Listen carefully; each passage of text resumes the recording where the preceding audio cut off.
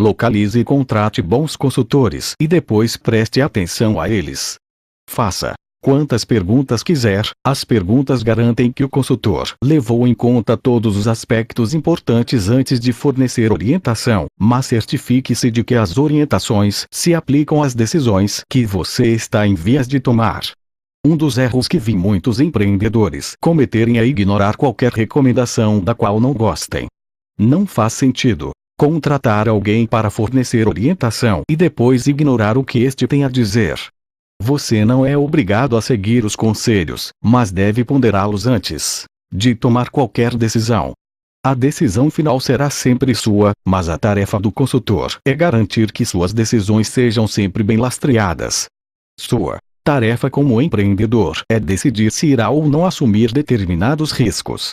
A tarefa do consultor é garantir que você entendeu os riscos que irá assumir.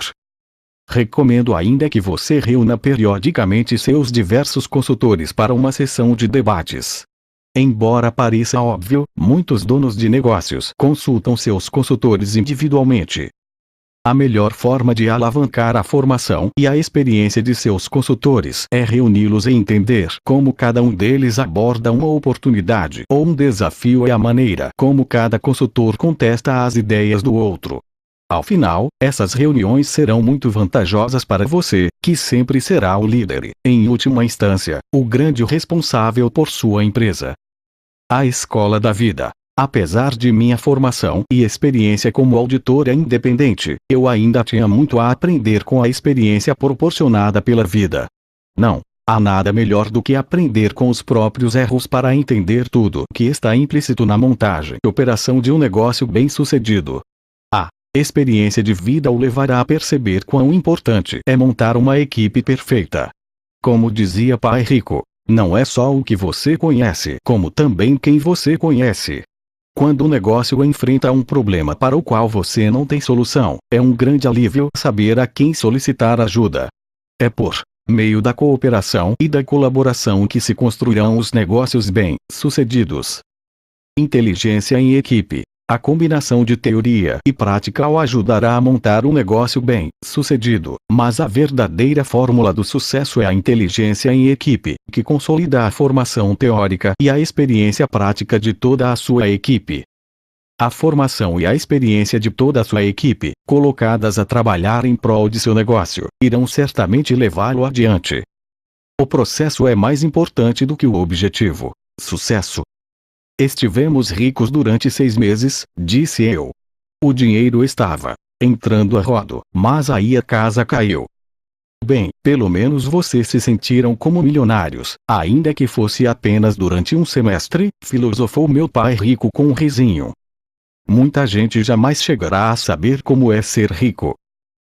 E agora estou financeiramente arruinado, gemi. 6 meses de sucesso e agora anos para pagar as dívidas. Bom, pelo menos você teve o gostinho de saber como é a vida boa. Pai rico sorriu e tentou me animar. A maioria das pessoas nunca saberá o que é construir um negócio internacional e transformá-lo em um sucesso internacional.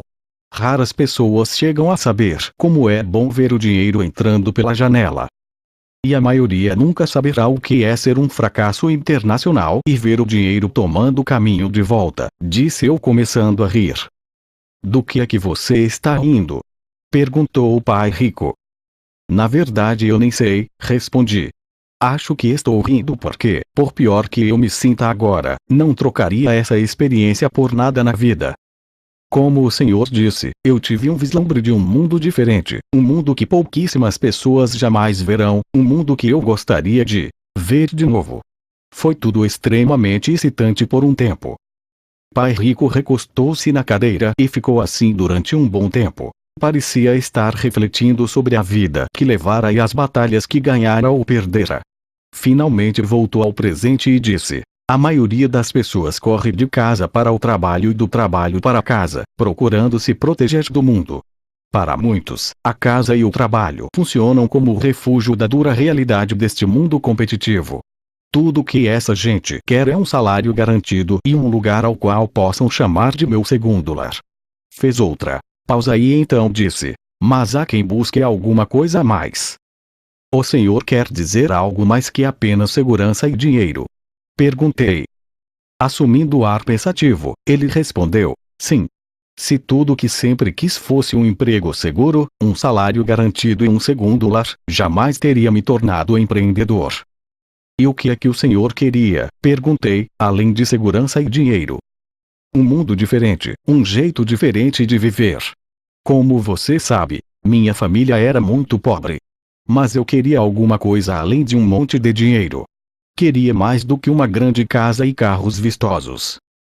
Queria uma vida que pouca gente chega a conhecer. Eu sabia que minha chance de fracassar era maior que a chance de vencer.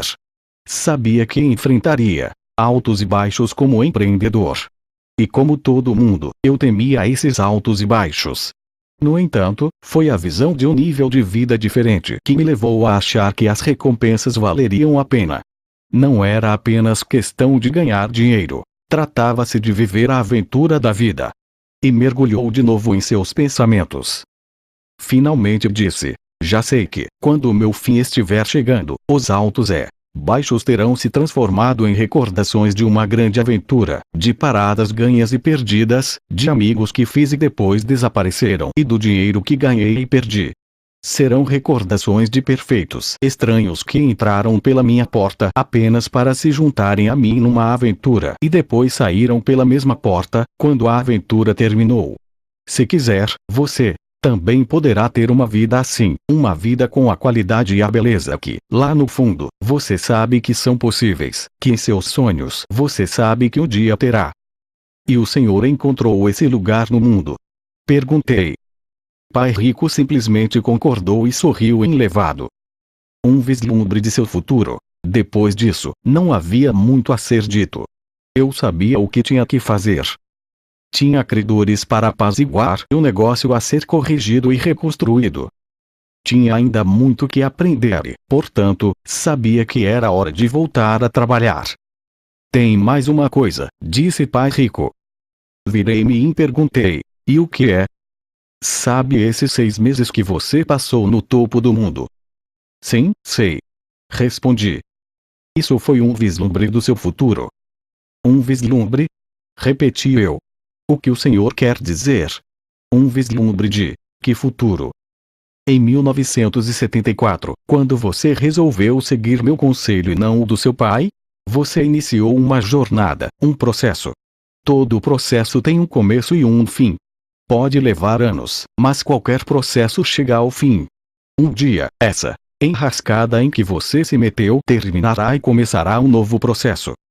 Você vencerá caso se mantenha fiel a esse processo.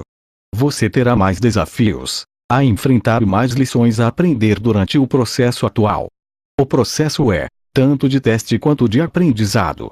Se for aprovado e aprender a lição, você avançará para o novo processo.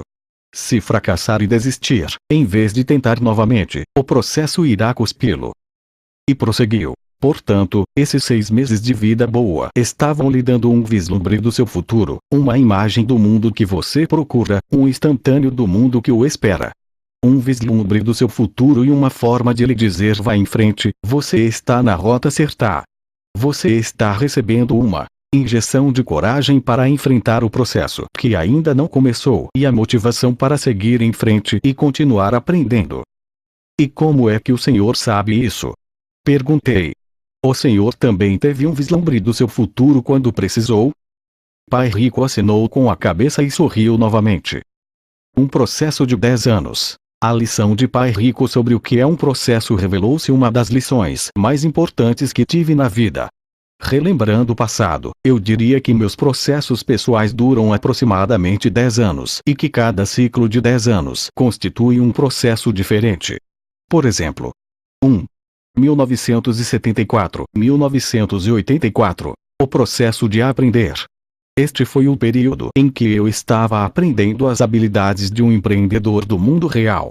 Da época do aprendizado teórico havia terminado e o aprendizado era agora proporcionado pela escola de negócio da vida. Eu estava cometendo enormes erros simplesmente porque ainda tinha muito que aprender. Durante esse período, estive praticando minhas habilidades empresariais, tocando uma empresa que fabricava carteiras de nylon no Extremo Oriente e as comercializava no mundo todo. Desenvolvemos também produtos de merchandising para bandas de rock como Duran Duran, Van Halen, Judas Priest, Pink Floyd e Boy George. Naquela época, eu estava aprendendo tudo que podia aprender sobre todos os níveis do Triângulo D, e era a escola de negócio do mundo real a qual me referi anteriormente. 2. 1984-1994. O processo de ganhar. Durante esse período, comecei a ganhar muito dinheiro e também a construir uma base de riqueza. As lições aprendidas a partir dos erros estavam se traduzindo em dinheiro. Investindo esse dinheiro em propriedades imobiliárias, Kim e eu acumulamos não só uma base de ativos que geravam renda passiva, como também mais experiência como investidores em imóveis. Durante esse período, dediquei-me à minha paixão: ensinar empreendedorismo e investimento. Nossa empresa ministrava cursos intitulados Negócios para Empreendedores e Negócios para Investidores. Naquela altura eu combinava a profissão de meu pai pobre, ensinar, com as lições que recebi de meu pai rico sobre negócios e investimentos. Foi também nessa época que ampliei minha capacidade no nível comunicação do Triângulo DI, aprendendo a ensinar de um jeito muito diferente dos métodos tradicionais.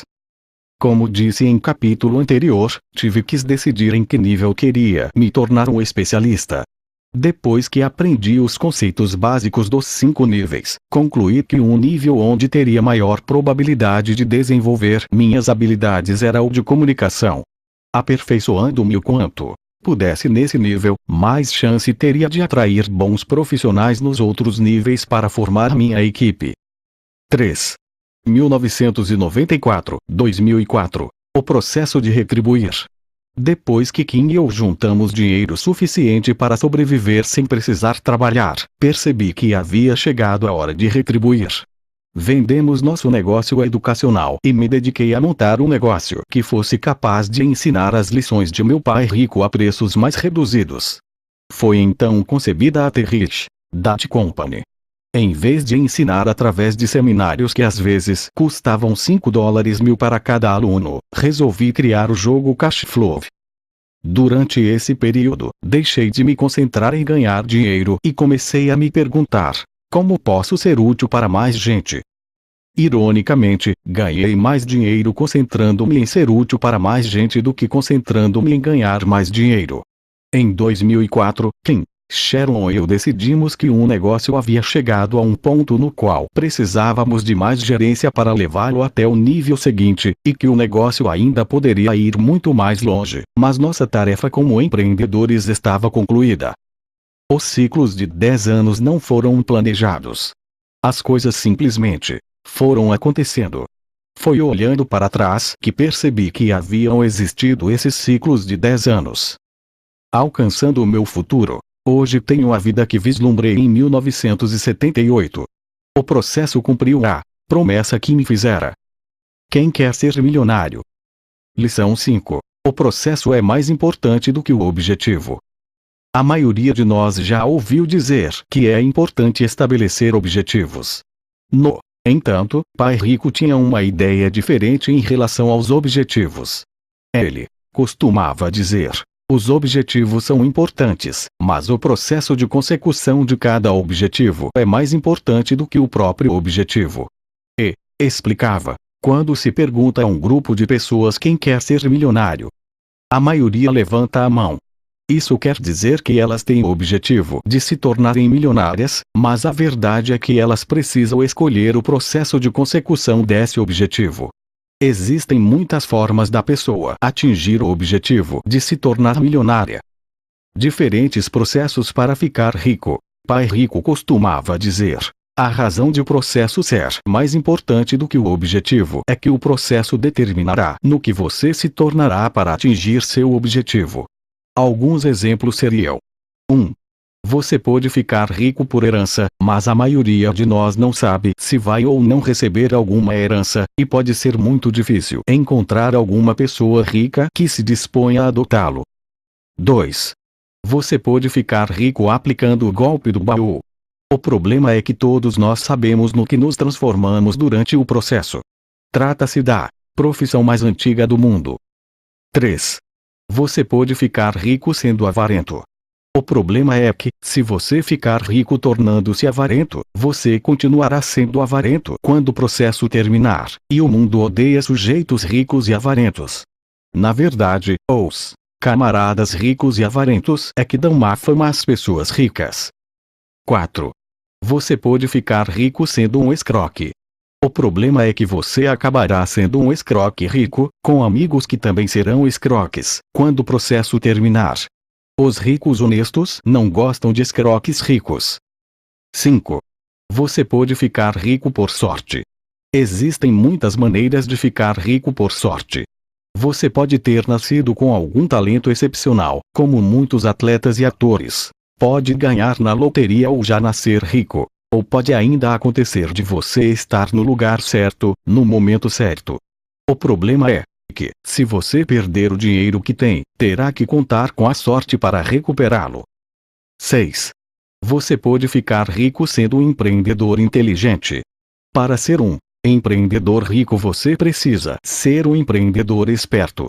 O motivo de eu gostar desse processo de ficar rico é que este exige que você seja esperto, e tornar-se esperto é muito mais importante do que ganhar dinheiro.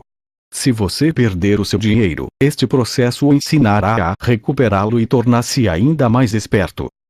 O dinheiro não fará de você uma pessoa rica. As loterias entregam frequentemente prêmios de milhões de dólares simplesmente porque há milhões de pessoas querendo ficar ricas por sorte.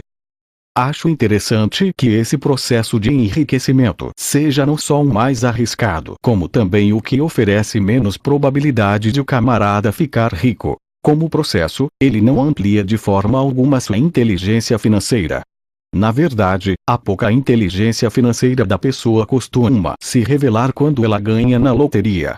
Segue-se algumas histórias colhidas no site MSN sobre pessoas que usaram recentemente o processo da sorte para se tornarem milionárias. Ganhou 2 vezes na loteria, e mora em um trailer. Ganhar na loteria nem sempre é o que se diz por aí, afirma Evelyn Adams, que ganhou na loteria de Nova Jersey não uma e, sim, 2 vezes, 1985 e 1986, recebendo um total de $5, 4 milhões. O dinheiro já foi todo embora e hoje Evelyn mora em um trailer. Eu realizei o sonho americano mas perdi tudo. Foi um tombo muito duro. Estou no fundo do poço, afirma ela. Todo mundo queria meu dinheiro. Todo mundo estendeu a mão. Eu nunca aprendi uma palavra muito simples, não. Quisera ter a chance de começar tudo de novo. Hoje eu seria muito mais esperta, declara Evelyn. Um garoto pobre que teve sorte. Quen Prosmiri era maquinista quando ganhou $1 milhão na loteria de Michigan. Mudou-se para a Califórnia e entrou no negócio de veículos com seus irmãos. 5 anos mais tarde, Quen se declarou falido. Ele era apenas um garoto pobre que teve sorte, explica Rick, o filho de Quen. Vivendo de vales alimentação do governo, William Bud Post ganhou $16, 2 milhões na loteria da Pensilvânia em 1988, mas hoje sobrevive graças ao seguro social. Eu gostaria que nunca tivesse acontecido. Foi um absoluto pesadelo, afirma Post. Uma antiga namorada processou-o com sucesso e ficou como uma parte do prêmio. E não foi só isso. Um dos irmãos de Post acabou sendo preso depois que contratou um assassino de aluguel para matá-lo, na esperança de herdar tudo. Outros parentes o atormentaram até que ele concordou em investir numa revendedora de veículos e um restaurante, em Sarasota, na Flórida. Nenhum dos negócios deu lucro, mas em compensação azedou as relações que Post mantinha com os parentes. Post acabou até sendo preso e cumprindo sentença por ter dado um tiro acima da cabeça de um cobrador de dívidas. Em um ano, Post acumulou $1 milhão de dívidas. Ele admite que foi tanto idiota quanto imprudente ao tentar agradar seus parentes. Hoje ele vive de uma aposentadoria de $450 e vales alimentação do governo. E se você perdesse US$ 1 bilhão? Anos atrás, o repórter perguntou a Henry Ford, que era bilionário quando US$ 1 bilhão valia muito mais que hoje: e se o senhor perdesse tudo? A resposta de Ford foi: eu recuperaria tudo em menos de 5 anos. Se você comparar a resposta de Henry Ford às respostas dos ganhadores na loteria, perceberá a diferença entre ficar milionário por sorte e ficar milionário por ter se tornado empreendedor. Um ponto a ser ponderado: depois que fiquei sabendo da resposta de Henry Ford, pergunto-me frequentemente: se eu perdesse tudo, quanto conseguiria recuperar em 5 anos?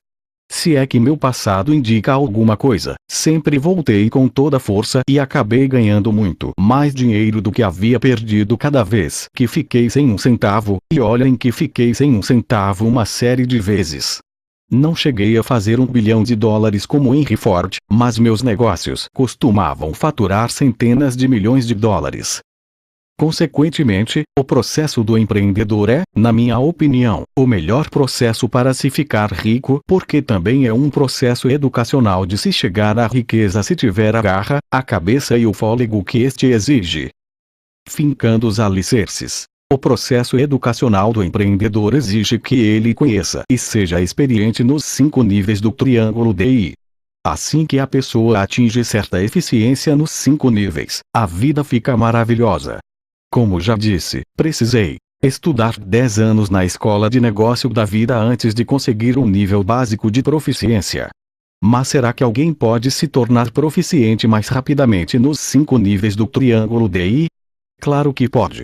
Um dos motivos que me levou a escrever este livro foi simplesmente informá-lo da existência desses níveis.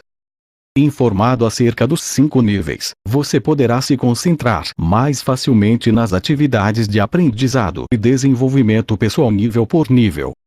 Porque o fluxo de caixa é o nível básico? A maioria dos aspirantes a empreendedor se concentra no nível do produto, o mais alto do triângulo DI. Embora o produto seja importante, a simples observação do triângulo DI indica que o fluxo de caixa é o nível básico e ocupa a maior área entre os níveis do triângulo. Quando iniciei a carreira de empreendedor profissional, costumava ficar entusiasmado com a busca de novos produtos ou novas ideias. Foi assim que me atrapalhei todo com o negócio das carteiras de nylon. As carteiras foram apenas um dos 50 produtos diferentes que levamos em consideração. Algumas das outras ideias foram quebra-cabeças de madeira, sachês de açúcar com motivos havaianos embalados em saquinhos de aniagem, uma revista e até mesmo balas numa caixa com os dizeres Bite the Bullet. Como se pôde ver, nossa capacidade de raciocinar como um pensador se era ilimitada. Assim que resolvemos que as carteiras de nylon seriam o nosso produto, nós 3 começamos a desenhar a embalagem, coisa que os 3, sendo pensadores, adoraram fazer. Não demorou quase nada para que saíssemos em campo à caça de investidores. A maioria dos investidores procurados foi muito amável e deu-se ao trabalho de analisar nosso produto e a respectiva embalagem. Mas todos que ficaram realmente interessados pediram a mesma coisa: posso ver seus dados financeiros? Quais são suas previsões? E quando descobriam que não tínhamos nada disso, perdiam todo o interesse. Até meu pai rico nos decepcionou e não foi nada amável. Ele ficou furioso. Expulsou meus sócios da sala, fechou a porta e me passou um dos maiores sabões que já levei na vida, fosse dele ou de meu pai pobre. Já falei desse episódio em outros livros e não vou detalhar como foi, mas a lição merece ser relembrada. E a lição é: os números são muito importantes para os investidores e os empreendedores bem-sucedidos. Hoje em dia, mais velho, mais sábio e muito mais rico, faço a mesma coisa que aqueles investidores fizeram quando me pedem que avalie um novo produto ou negócio. Peço para ver os números. Isso não quer dizer que eu seja atualmente muito melhor do que era em 1978 para interpretar ou levantar números. A diferença é que exijo os números e, em seguida, peço a alguém que seja treinado na sua interpretação, que os avalie juntamente comigo. O nível onde sou experiente é a comunicação e é essa a parte do plano de negócios que eu avalio cuidadosamente. O fato de ser muito bom em matéria de comunicação e não tão bom em relação ao fluxo de caixa não serve de desculpa para que eu ignore um nível do fluxo de caixa ou qualquer outro nível. Como empreendedor e investidor, tenho que conhecer o negócio todo e não apenas as partes que mais me interessam. Quando algum aspirante a empreendedor me procura para mostrar um produto novo, a primeira pergunta que faço é: você tem as projeções financeiras? Ou então, quando o negócio já foi implantado, eu pergunto: você tem as demonstrações financeiras? E é bom repetir: não faço essas perguntas porque seja um excelente analista de números. Faço-as a título de teste, para verificar se o candidato sabe o que é necessário para ser empreendedor. Quando este tem os números ou as projeções reais, peço a alguém como a minha sócia Sharon, que é contadora pública certificada e uma grande empresária, que analise os dados juntamente comigo.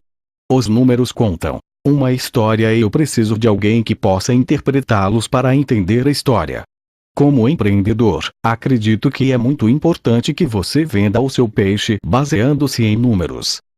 Antes de pedir demissão, se estiver pensando seriamente em ser empreendedor, um exercício interessante seria contratar um contador experiente que possa ajudá-lo com o orçamento proposto e a análise do fluxo de caixa previsto. O motivo de esse exercício ser importante é que ele lhe dará uma boa ideia do quanto custa montar e operar um negócio, mesmo que você não vá em frente com o produto ou empreendimento. Elaborado o seu orçamento, você terá uma ideia do quanto terá que vender e do nível de comunicação necessário para que o negócio vá em frente. O contador também poderá apontar algumas despesas que você ignora. Quisera eu ter feito esse exercício antes de montar meu negócio de carteiras de nylon. Talvez não tivesse perdido tanto dinheiro quanto perdi. O custo de contratação de um contador treinado teria sido uma gota no oceano comparado à dinheirama que perdi. O mais importante é que o que você irá gastar com um contador terá valor incalculável para o seu desenvolvimento como empreendedor. Se você perguntar, a maioria dos contadores certamente lhe dirá que a quase totalidade dos empreendedores desconhece a legislação e as normas contábeis, além de serem péssimos para manter registros. Essa falta de exatidão em matéria de números pode eventualmente deixá-los em dificuldades. É essa ignorância que eventualmente acaba lhes custando ainda mais caro. Em outras palavras, é melhor gastar um pouco agora do que ter que gastar muito mais tarde. Porque desenvolvi o jogo. Uma das razões primordiais para eu ter criado o jogo Cash Flow foi a bronca que Pai Rico me deu ainda na década de 1970. Desde que eu me entendia por gente, Pai Rico sempre enfatizara a importância dos números e eu achava, sinceramente, que os entendia. Foi somente depois que ele me arrasou, quando perdi aquele monte de dinheiro, que comecei a entender por que ele enfatizava tanto a importância dos números. Hoje entendo essa importância. Mais uma vez, recomendo enfaticamente que, antes de pedir demissão, você converse com um contador experiente e estude um orçamento sobre quanto poderão custar a implantação e operação de seu negócio. Se o custo o deixar espantado, respire fundo e deixe a questão em suspenso durante 1 ou 2 dias. Dê a si mesmo um certo tempo para que sua mente aceite os custos projetados. O custo de implantação ou expansão de um negócio é frequentemente muito maior do que se acreditava originalmente. Mantenha seu emprego. Se os custos previstos o deixarem assustado, talvez você não seja talhado para ser empreendedor. As despesas elevadas constituem um desafio diário para o negócio e enfrentar esse desafio é uma das tarefas mais importantes do empreendedor. Esse enfrentamento exige muito poder de raciocínio ATPC para solucionar os desafios. Pessoalmente, não gosto desses desafios, mas, cada vez que tive que enfrentá-los, tornei-me melhor, mais sábio e mais confiante como empreendedor. Deixe-me ver os números. Todos os aspirantes a empreendedor que me procuram enquadram-se em 2 categorias gerais, a saber: 1. Os que já têm um plano de negócios e projeções financeiras. 2. Os que não têm nada disso. Quando alguém me procura de mãos vazias, percebo que das duas uma. ou a pessoa ainda está nos estágios iniciais do processo ou não tem a mínima ideia do que está fazendo, ou até as duas coisas. Quem fala apenas do produto, sem apresentar quaisquer projeções financeiras, não refletiu ainda sobre o processo. Quando eventualmente me interesso pelo caso, sugiro que a pessoa volte à prancheta de desenho, use o triângulo DI como guia, contrate um contador para ajudá-la e só então me procure de novo, trazendo um plano de negócios que inclua um conjunto adequado de projeções. Para levantar capital. Sempre que alguém me pergunta como é que eu posso levantar capital para meu negócio, respondo: você tem um plano de negócios. Um bom plano de negócios e uma boa apresentação podem ajudá-lo a levantar o dinheiro de que precisa. Um mau plano e uma apresentação inadequada podem levá-lo a perder dinheiro. Isso não quer dizer que os números do plano de negócios sejam sagrados. Os resultados financeiros da maioria das startups não seguem normalmente o plano nem correspondem exatamente às projeções. O processo de criação de um plano de negócios, incluindo projeções, é um processo de raciocínio IT que obriga o empreendedor a imaginar o negócio mais detalhadamente e depois colocar as coisas no papel. Como foi dito no capítulo 1, o negócio bem-sucedido é criado antes mesmo de começar a existir.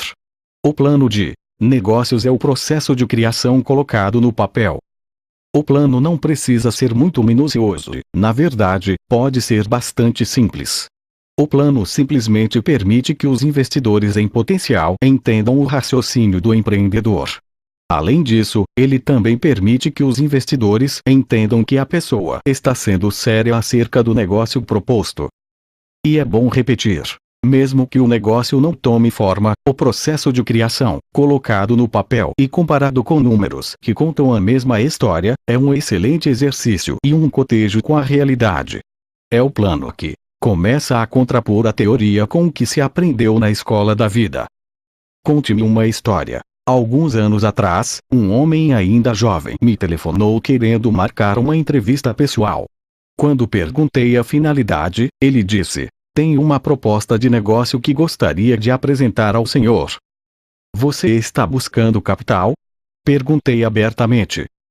Ele fez uma pausa e disse hesitantemente: sim, estou.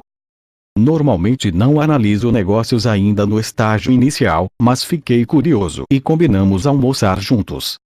Encontrei o homem uma semana mais tarde, em um restaurante local. O candidato a empreendedor estava muito bem vestido e havia elaborado um plano de negócios muito bem apresentado.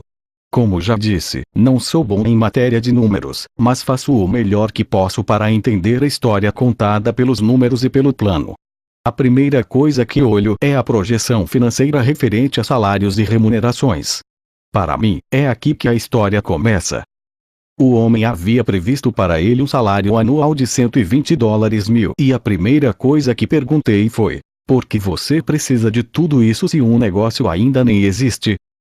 Bem, é isso que eu ganho atualmente no negócio onde trabalho, respondeu ele um pouco exaltado. Além disso, tenho mulher e 3 filhos e isso é o mínimo que preciso para sustentá-los. Entendo, disse eu, e continuei olhando o plano de negócios. Como já disse, o plano e as projeções financeiras contam toda uma história.